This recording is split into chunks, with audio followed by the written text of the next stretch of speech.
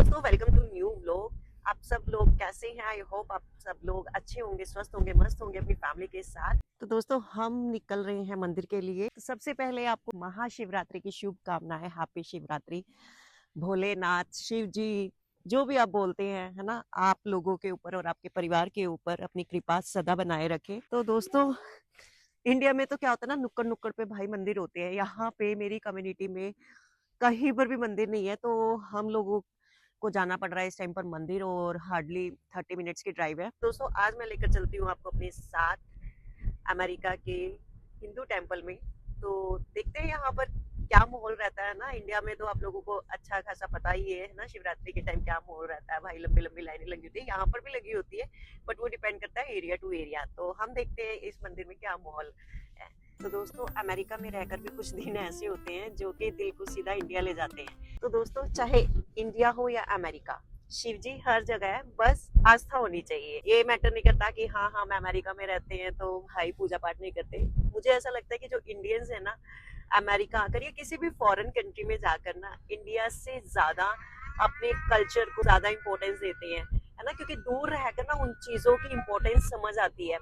India में क्या है, आजकल लोग ज्यादातर वेस्टर्न कल्चर की तरफ बहुत ज्यादा झुक रहे हैं। यहाँ पर हम लोगों को सबको वेस्टर्न कल्चर देखने को मिलता है, बट स्टिल हम यहाँ पर अपने रूट से और ज्यादा जुड़ जाते हैं। दूसरी कंट्रीज में जब आते हैं ना, तो हम लोगों को वो कल्चर ट्रेडिशंस बहुत रेयरली देखने को मिलते हैं, और जब मिलते हैं तो हम मतलब उसको पूरे दिल से, शिद्दत से हर चीज को मतलब इंजॉय भी करते हैं, और हर चीज को अपनी रिस्पॉन्सिबिलिटी के साथ निभाते भी हैं, बच्चों को भी सिखाते हैं। बच्चों को भी ये रहता है कि हाँ ये हमारे फेस्टिवल्स हैं, हमें इस तरीके से सेलिब्रेट करना चाहिए।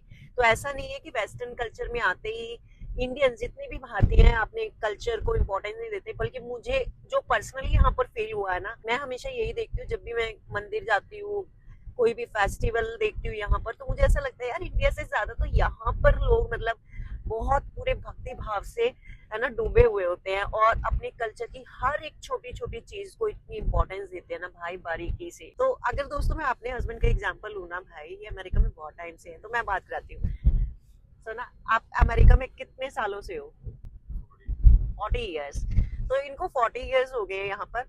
स्टिल मतलब इनको अपने हर एक फेस्टिवल का पता है। हाँ हालांकि ये देखो, हम जैसे लेडीज की तरह पूजा पाठ नहीं करते हैं, पर आस्था रखते हैं। जैसे कि अब आज हम मंदिर जा ही रहे हैं।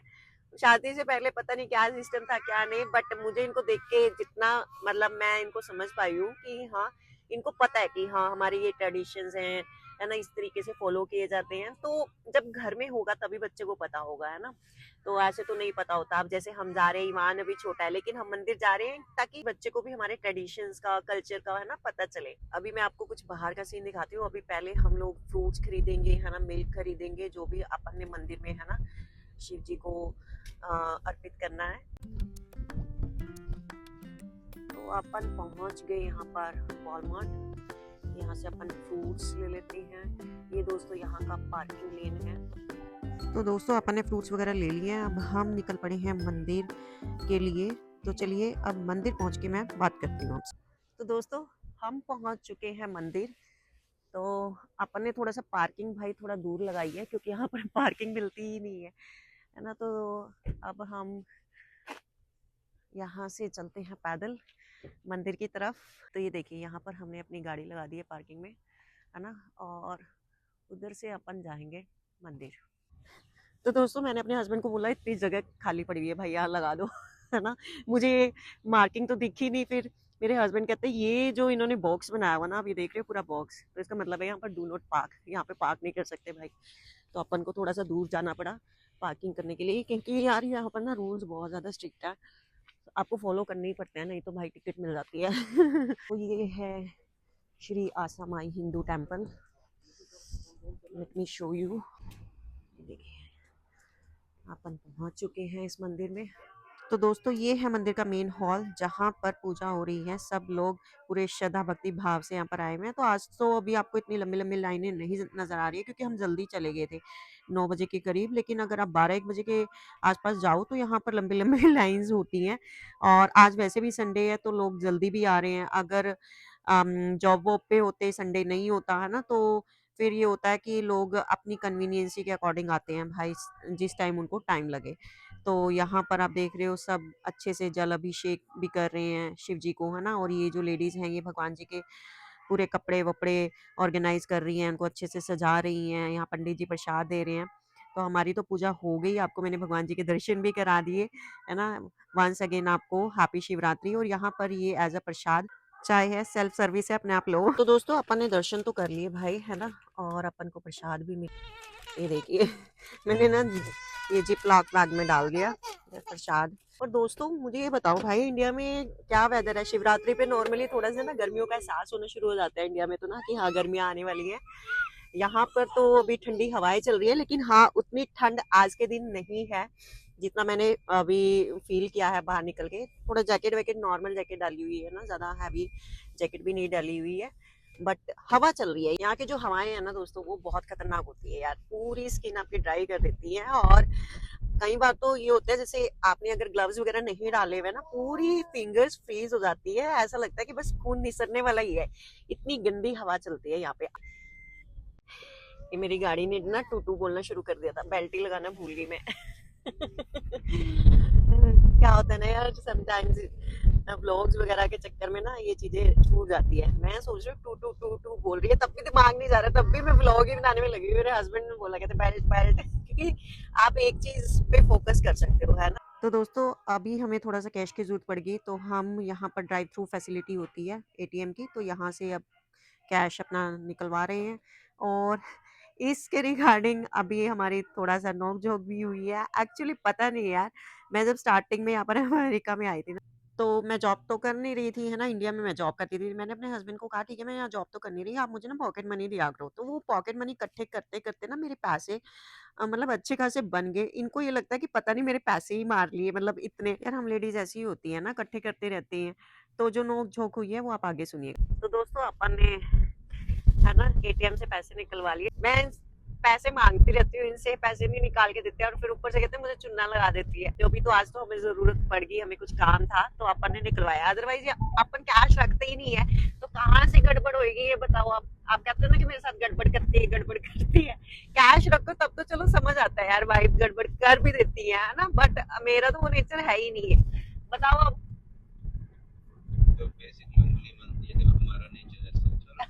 उंगली उंगली क्या मिल रही है, आपका नेचर ऐसा नहीं। आप कह रहे हो ना कि हम 4,000 रुपए का टांका लगाया हुआ, ये लगाया हुआ, वो लगाया हुआ। कौन सा टांका लगाया हुआ, जब कैश होता ही नहीं तो कहाँ से टांका लगेगा। 4,000 रुपए ना, तो मैं दे देती हूँ आपको 4,000 रुपए